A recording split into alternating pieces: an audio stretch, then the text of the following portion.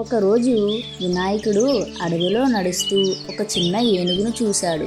అది చాలా నిరుత్సాహంగా ఉంది. వినాయకుడు అడిగాడు, ఎందుకమ్మా ఇలా ఉన్నావు? ఏనుగు బాధతో చెప్పింది, నేను చాలా నెమ్మదిగా నడుస్తాను. అందరూ ఆట పట్టిస్తారు. నాకు రెక్కలు ఉంటే పక్షుల్లా ఎగిరిపోతాను.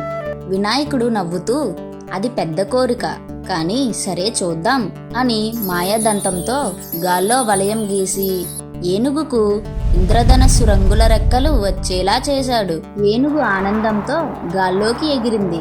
మొదట పక్షులతో రేసు పెడుతూ మేఘాలపై నాట్యం చేస్తూ సరదాగా ఎగిరింది.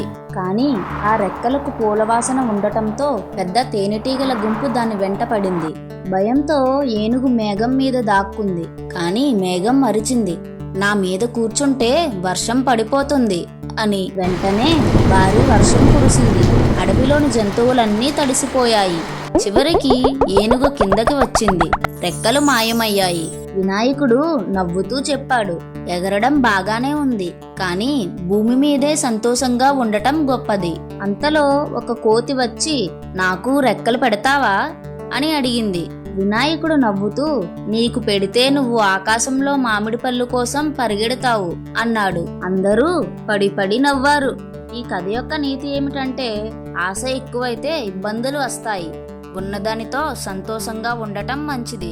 ఇలాంటి మరెన్నో కథల కోసం లైక్, షేర్ అండ్ సబ్స్క్రైబ్ కుట్టి టాక్స్.